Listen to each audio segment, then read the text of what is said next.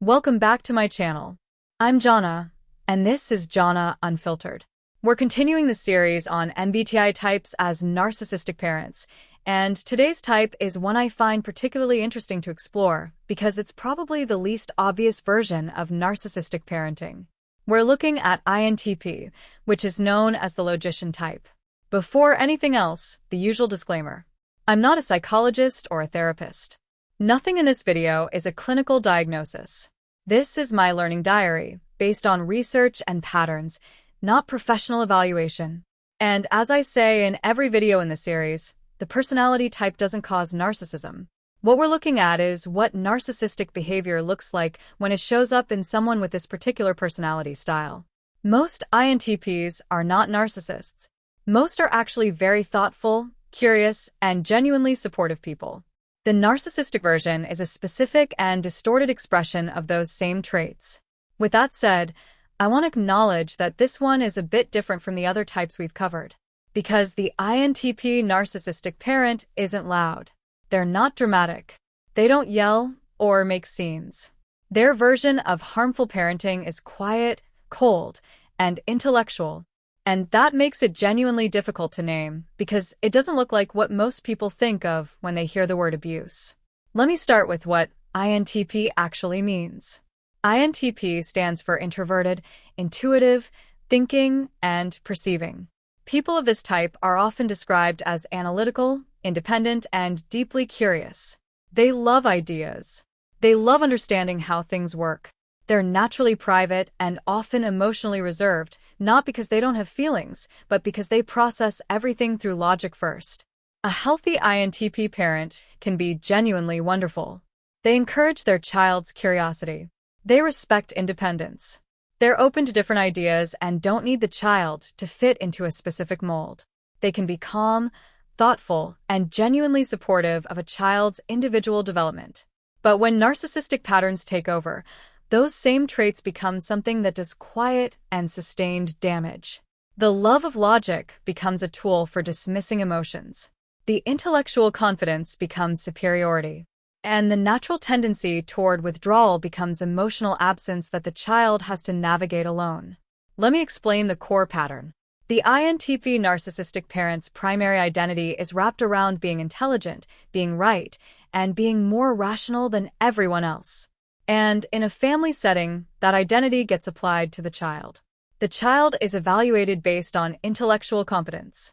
Emotional needs are treated as irrational, as problems without logical solutions, as something inefficient that gets in the way of more important things.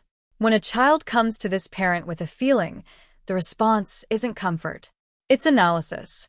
The parent might say something like, "That doesn't make logical sense," or "There's no rational reason to feel that way."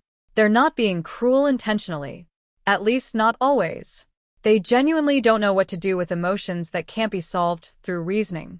But the effect on the child is devastating because the child learns very early that their feelings are wrong. That something about them is broken. That if they can't justify their emotional experience with evidence, it doesn't count. And that lesson sticks. It shapes how the child sees themselves for years. Let me talk about the mother and father versions separately. The INTP narcissistic mother is often physically present, but emotionally somewhere else entirely. She might be in the same room, but her mind is in her own internal world, working through a problem or an idea that matters far more to her than whatever is happening around her. When the child interrupts that internal space with a need, the response tends to be either cold detachment or mild annoyance, as if the child's emotional needs are an inconvenient interruption. She doesn't typically use guilt trips or dramatic emotional manipulation the way some other types do. Her version is quieter. She just isn't there. Not fully, not consistently. And for a child who needs warmth and attunement, that persistent absence is its own kind of damage. She may also frame the family as intellectually distinct, as people who think differently from ordinary people. And that framing can feel validating to the child in some moments. But it also creates pressure. Because being part of this identity requires performing intelligence in a specific way. Emotional expression, social normal behavior, creative interests that aren't cerebral, these things don't fit the identity.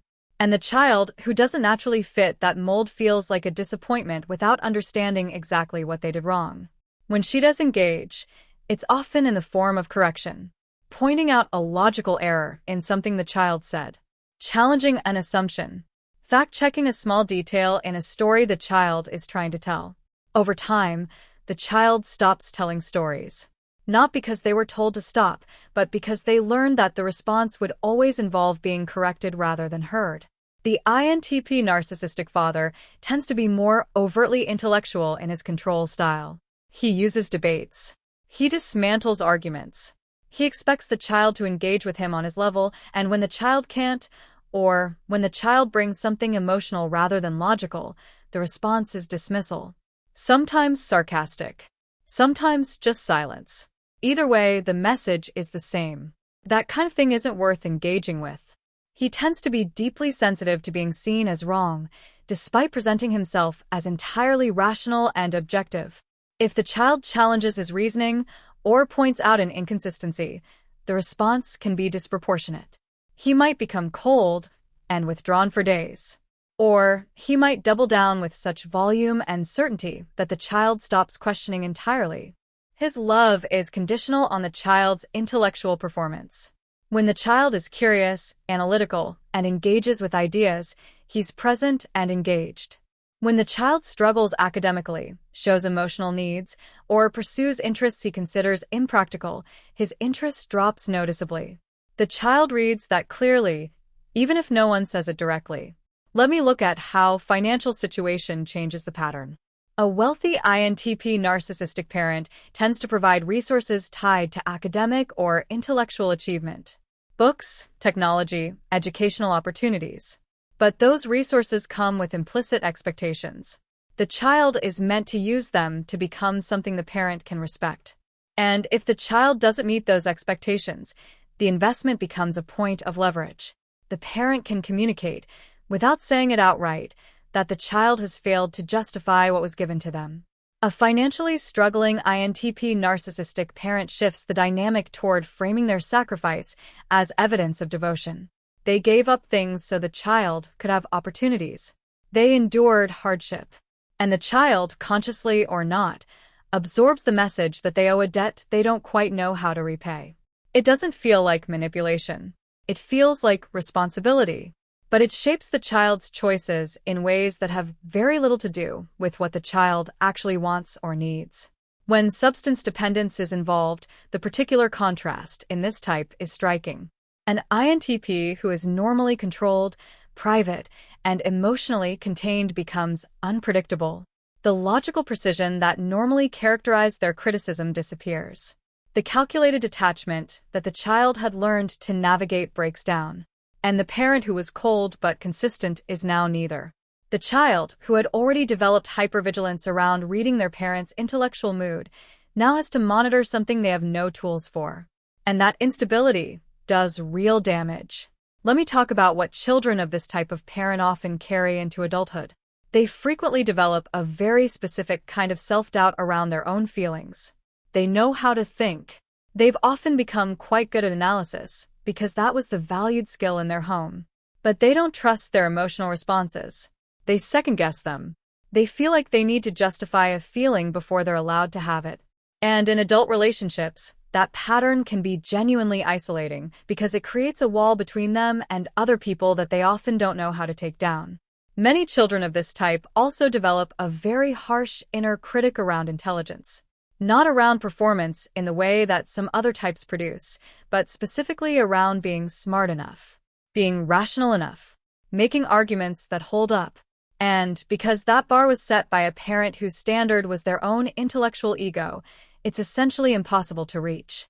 The child ends up feeling perpetually not quite good enough in a domain they've been trying to master their whole life. They often also struggle with receiving emotional support. They expect care to come with conditions, specifically the condition of intellectual worthiness.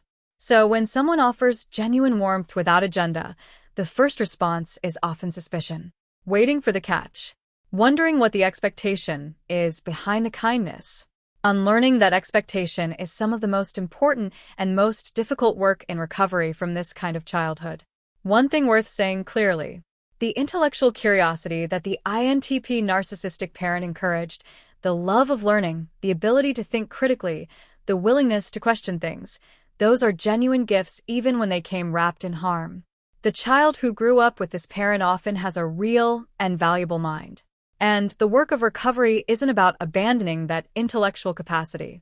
It's about learning that they also have an emotional reality that deserves the same respect. You're allowed to be both smart and feeling. You don't have to choose, and you don't have to justify your feelings with evidence before you're allowed to have them. Before I close, I'd love to hear from you. Have you ever had a parent or someone significant in your life who responded to your feelings with analysis instead of empathy? And what did that teach you about whether your emotional experience was valid?